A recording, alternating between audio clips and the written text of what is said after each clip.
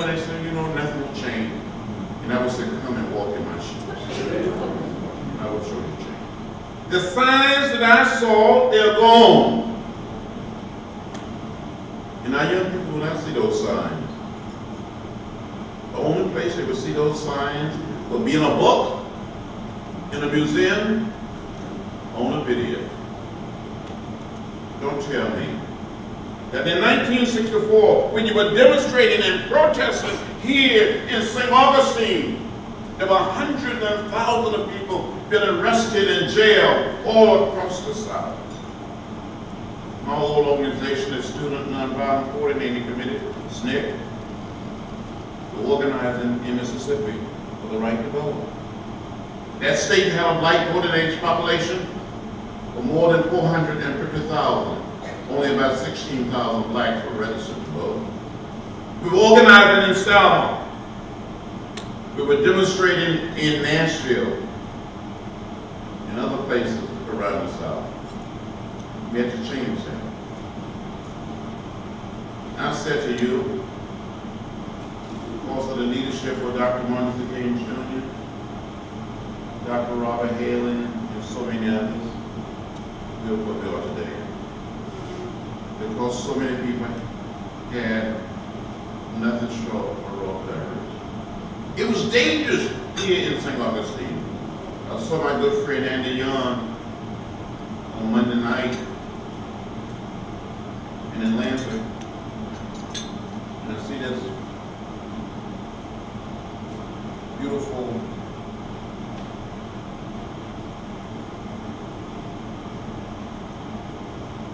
you all look so young. You look so young.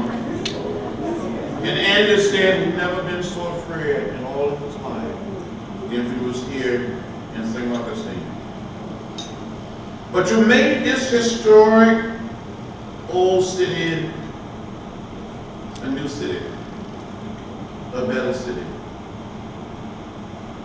You made new history, a different history.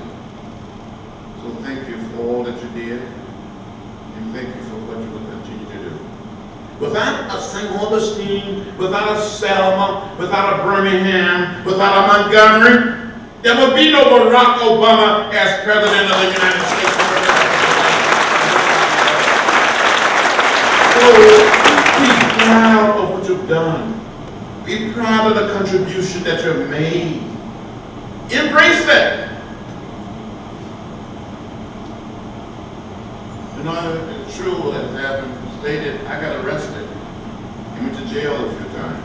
But the first time I got arrested, I felt free. I felt liberated. I felt like I had crossed over. So, you know, the second time, the third time, it just felt better and better.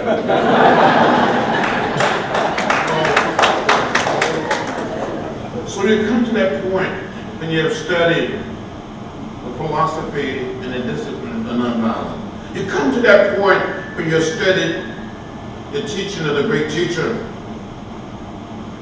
when you have studied Gandhi and Thoreau, that you may jail me, you may beat me, you may leave me bloody, half dead, unconscious, with a concussion. But I'm not going to give up.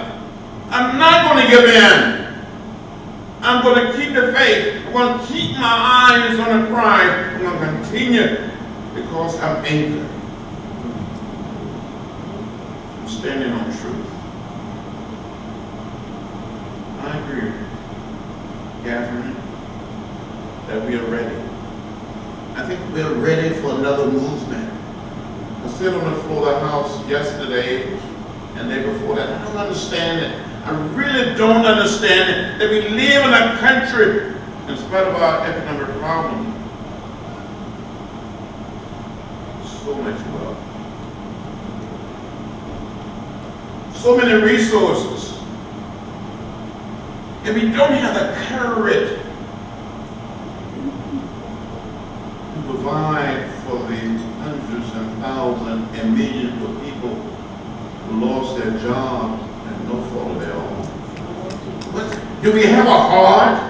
Do we care? Can we see? Can we feel? We need a movement. The movement is not over. The struggle is not over. It's an ongoing effort until we create the beloved community. It doesn't matter whether we are black or white or Latino or Asian American or Native American. We are one people. We are one family. We are one house. We all live in the same house. That's what we're doing.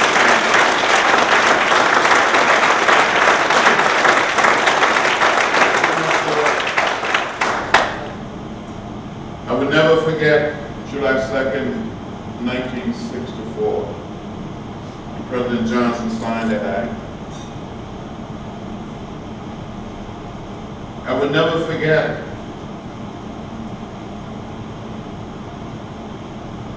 a year earlier when we stood with Dr. Martin Luther King Jr. on the steps of the Lincoln Memorial when he shared the dream of America.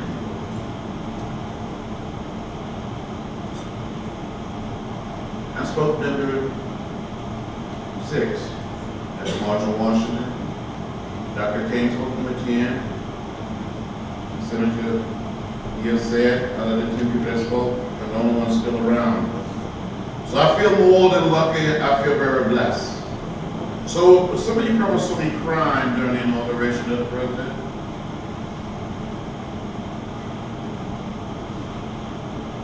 He came out of the Capitol. Take the oath of office. One of the first people that got to was me. He gave me a hug. He said, "John, I need your help. I need your prayers." And I said, "Mr. President, you'll have my help and you'll have all my prayers." And he got up and after he went to oath and started delivering his inaugural address, looked past him. I saw the Washington Monument. I saw the Lincoln Memorial. I started thinking about President Kennedy, Robert Kennedy, President Johnson, Dr. King, Rosa Parks, the 4 little girls, the 3 civil rights workers, Blue Planks, and 1 African American killed in Mississippi, Jimmy Lee Jackson, and many others. I started crying.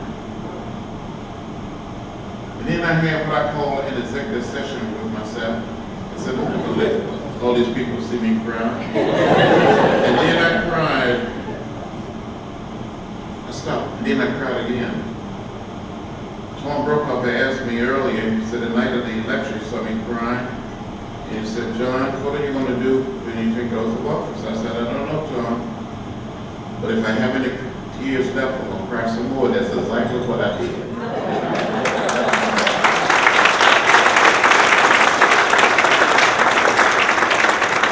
The inauguration was over, we came into a luncheon, about the same size as this luncheon, into the Capitol. We were all sitting there. It was a tradition in Washington after the inauguration that the Congress leadership host a luncheon for the new president, the vice president, and their family. I was sitting at the table with the president's sister.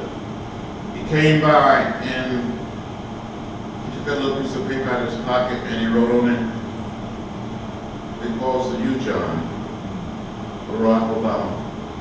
He teared up and I teared up again. The point I'm trying to make is someone that told me when I was preaching to those chickens. It's someone that told me when I was marching with Martin Luther King Jr. There's someone that told me when I went on the Freedom Ride in 1961, the year that Barack Obama was born. There's someone that told me that when I was walking across that bridge in Selma on March 7, 65, beaten, concussion, that one day, not only that a poor boy from rural Alabama will be elected to the Congress by the good people of Georgia, but I would live to see a person of color become president of the United States. Don't tell me. Don't tell me that this movement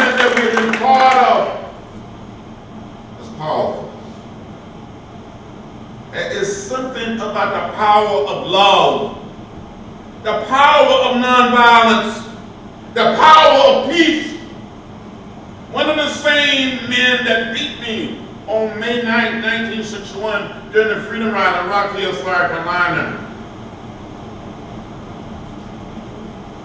A few days after the inauguration of the president, came by my office in Washington and said, Congressman Lewis, I'm one of the people who attacked you at the Greyhound bus station. I apologize. Will you forgive me? I said, it's okay. I forgive you. You're my brother and I love you. He gave me a hug and hugged him back and we broke a cry. Don't tell me that we cannot build the beloved community. Build a society where we can forget about race and color and see people, as human beings, as children of God. We can do it in America. We can transform our nation. Transform our nation.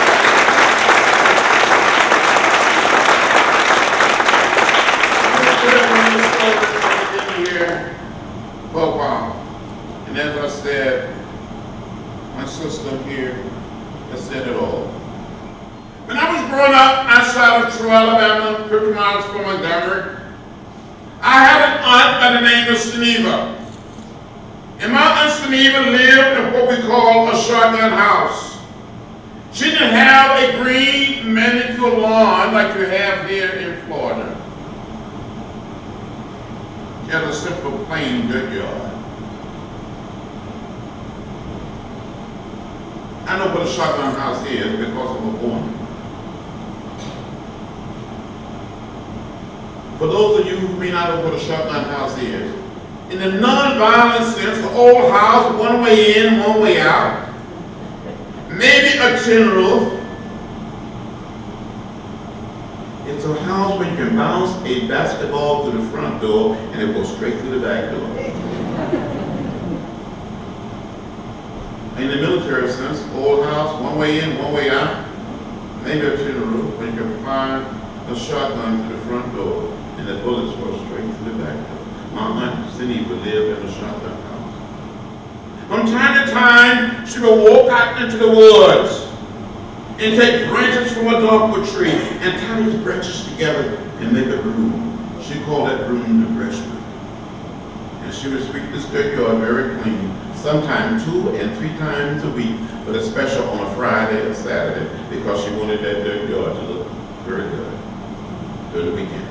But one Saturday afternoon, a group of my brothers and sisters and first cousins, about 12 or 15 of us, were playing in my Aunt Geneva's dirt yard.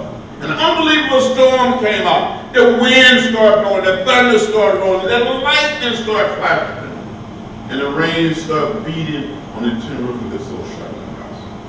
Aunt became terrified. She started crying. She thought this old house would go to blow away. She got all of us little children together and told us to hold hands. And as little children, we did as we were told. The wind continued to blow, the thunder continued to roll, the lightning continued to flash, and the rain continued to beat on the tin roof of this old shotgun house. And we all cried, and we kept crying. And from one corner of this old house appeared to be lifted from its foundation. Mike had us to walk to that corner to try to hold the house down with our little bodies. But the other corner appeared to be lifted. She had us to walk to that side. We were little children walking with the wind, but we never ever left the house. I come here to say to you, accord. The wind may blow, the thunder may roll, the lightning may flash, and the rain may beat on our old house. Call it the house of accord. Call it the house of St. Augustine. Call it the house. Call it the house of Georgia, the house of Atlanta. Call it the American house. We all live in the same house. Maybe our foremothers and our forefathers all came to this great land in different ships. But we're all in the same boat.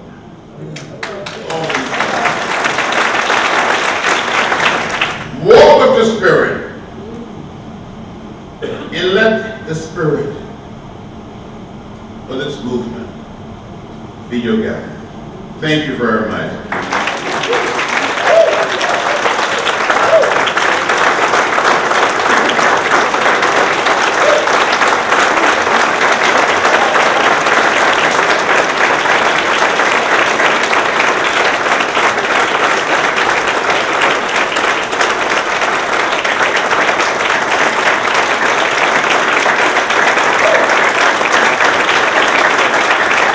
Secondly, where is Richard?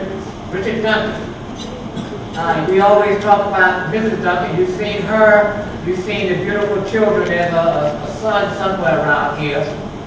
They've got a beautiful family. But Richard kind of stays in the dark. I'd like to show his face. He's out there. He's watching the grains. Oh, is that what it is? We gotta go. Okay. The rest of the Duncan family, stand up, please. I think we're just happy to recognize you.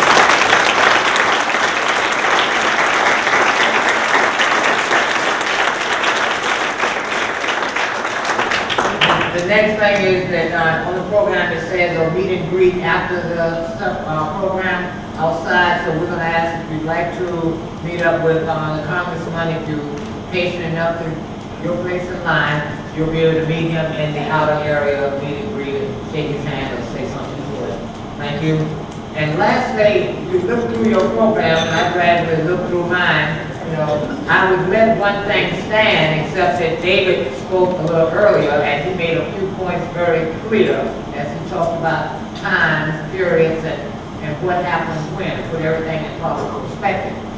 I would like to take the, I would like to be recognized, you know, as a politician, you always say, any comments about you, all good.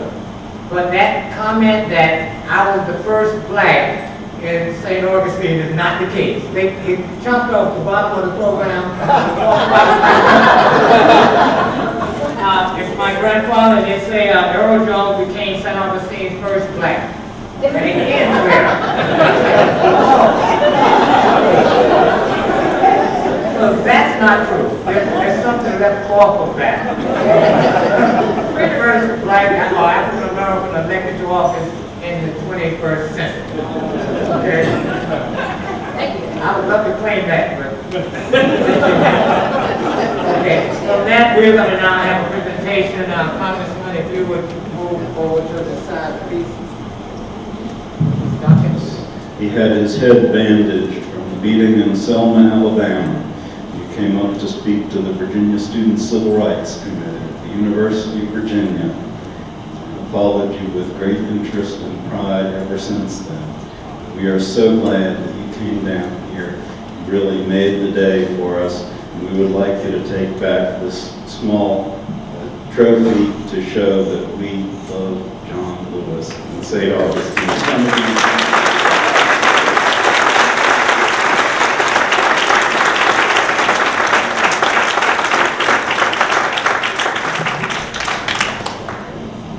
David and I serve as co-chairs for the Freedom Child Project and the Luncheon. Each year we do this. This is our 4th year of this movement. I sit up at this table and I try to sit in the back to one of the enforcement assistants and things are co-chairs. So I just want to help out.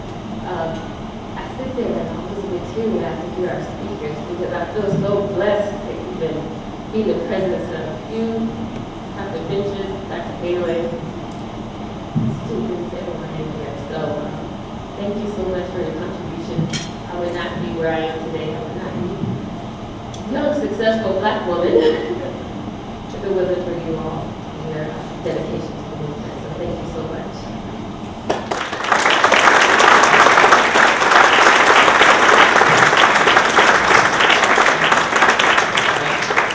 And Congressman, again, on behalf of the city of St. Augustine, we have an award for you, and I'm going to ask the mayor, if you come up if you promise not to say anything.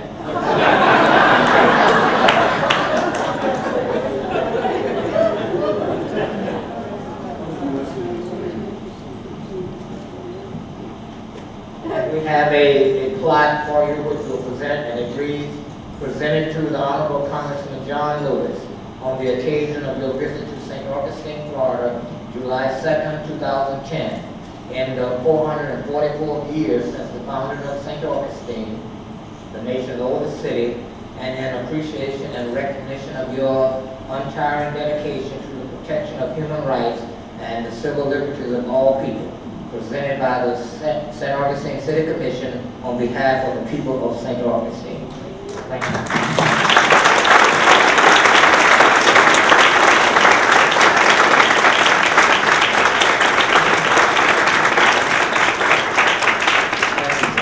Now we will have our closing remarks by truly one of our favorite sons, St. Augustine, the father of the civil rights movement of the 60s, Dr. Hill, R.B. Hill.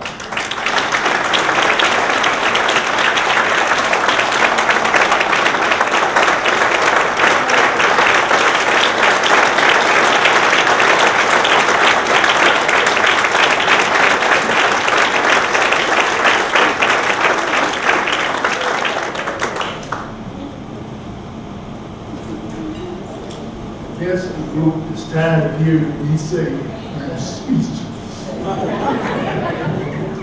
And with my daughter and my son-in-law and my two nieces and all here with me, and many of my friends who went to jail with me, who marched with me, it brings out an emotion that is not. The saying goes, men don't cry. So please cut me some slack.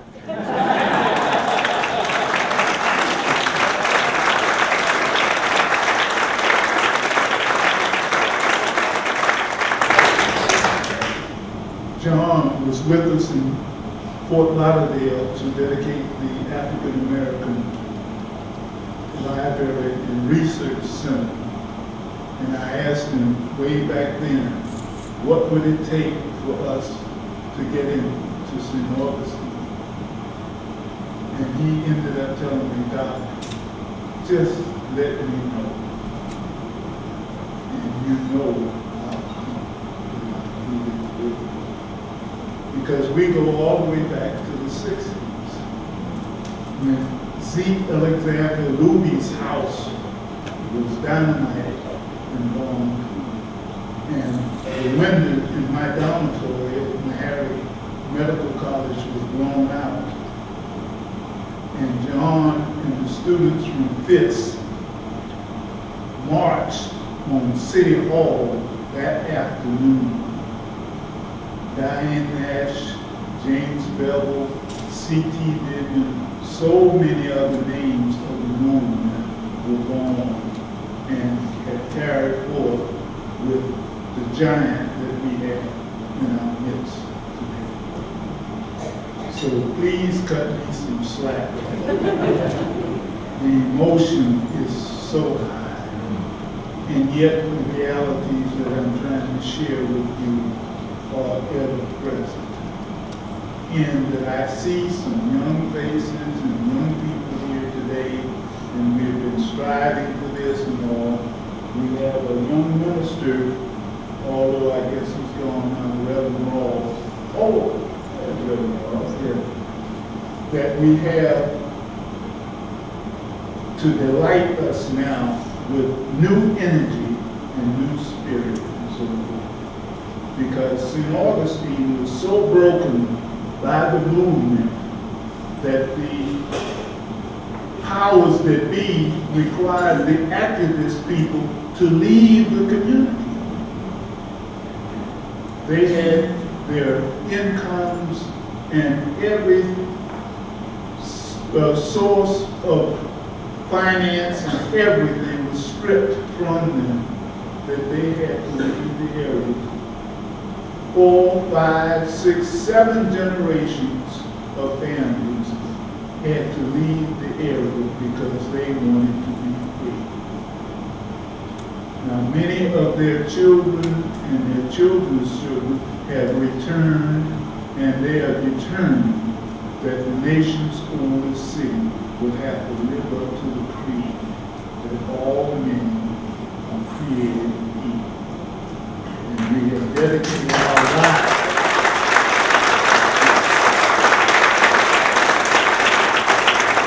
to try to make that a reality. And I thank you so much for coming with us. They thought that maybe we could have 150 gentlemen. Then we raised it to 160. Then someone said, we have 170. And believe it or not, we have 180 and more here with us today.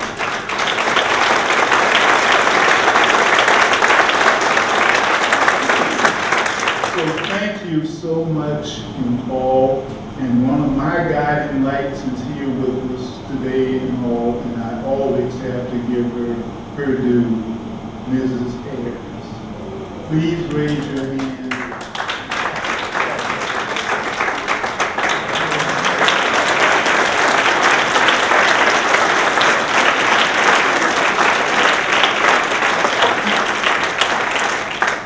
Not only with being 105, but Mrs. Ayers stepped out of the normal routine in that she chose to house many of the people involved with the movement in her home. And that was against protocol. And she still stands today as a symbol to many of us. And she is available to many of us for counsel. And we have a market in her front yard and everything. So with all of this living history, and with David Nolan here to bring us up to date and clarify many things, because some of the facts and all, he has allowed us to know now that we didn't have all of the facts. And by getting all of the facts and what have you, the city has changed the name to the Plaza de la Constitution or something or whatever. But we have evidence there was some little something, a connection with something called the slave market. And that's not a black mark that cannot be removed. In other words, during that time, slaves were traded and negotiated, because I can remember something about a tree stump that was about 6 or 8 feet tall, inches tall, that I understand the slaves that were being auctioned off had to stand on that elevated tree stump to be seen and to be evaluated. Well, that tree stump and all is no longer in the area in the slave market. But we move on in that now the Constitution of the La Plaza is going to have a symbol in October to the foot soldiers, the unhonored, unrecognized, and what have you, but they were heroes of the movement. And the funds, well over $75,000, was raised by many of us and many of you contributing. And the monument, the sculptor is making it now, and it has been paid for. So thank you.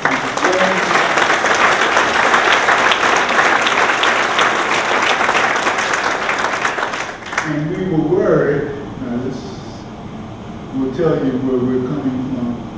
Once we put this monument up, would the people involved have to take care of its survival? when we found out if we signed it over to the city of St. Augustine, the city of St. Augustine will be responsible for protecting it and making sure that it is safe. That freed us because we were trying to find out maybe we'll have to get Lords of London to insure it. Because that's where I had to go for my liability insurance, my household insurance, and my automobiles. And that everything that in economic strategy was done to me to make it more difficult. So we have come a long ways, and yet we have a long ways to go. But thank you, every one of you, and may you cut me that slack.